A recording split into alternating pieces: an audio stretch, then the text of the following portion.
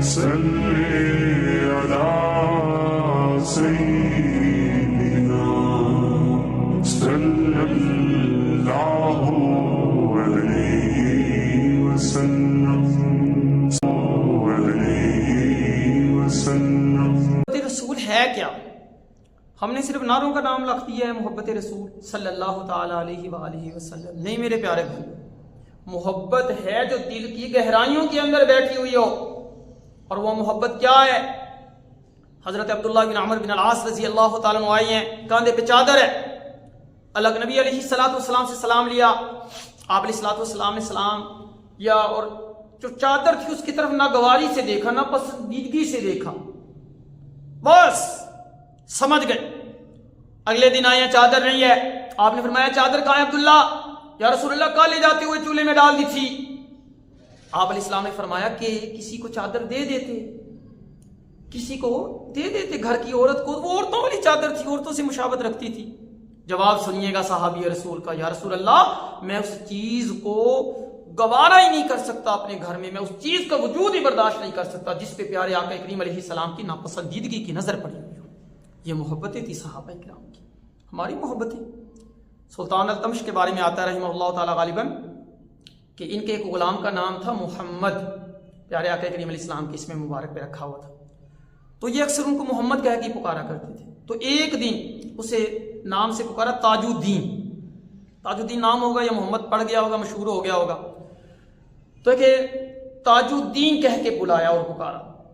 تو تاج الدین بڑے پریشان ہو گئے، کہا حضرت کوئی گستاخی ہو گئی ہے کہ آگے تو آپ مجھے محمد کہہ کے بلاتے ہیں، آج تاج الدین کہہ کے بلایا اور پکار رہے ہیں.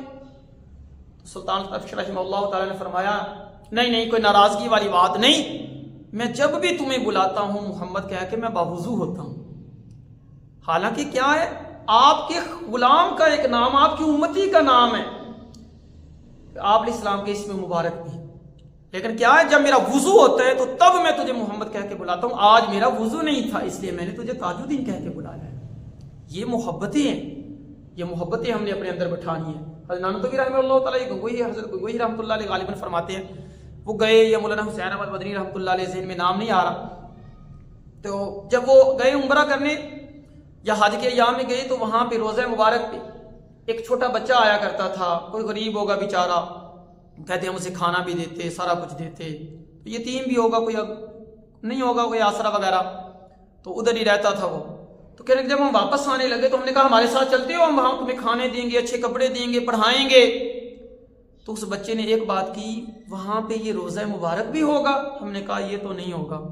تو وہ بچہ کہنے لگا پھر میں نہیں جاؤں گا، روضہ مبارک کو چھوڑ کے میں نہیں جاؤں گا، میرا یہاں دل لگا ہوا ہے، اس کے بغیر تو گزارے ہی نہیں ہے.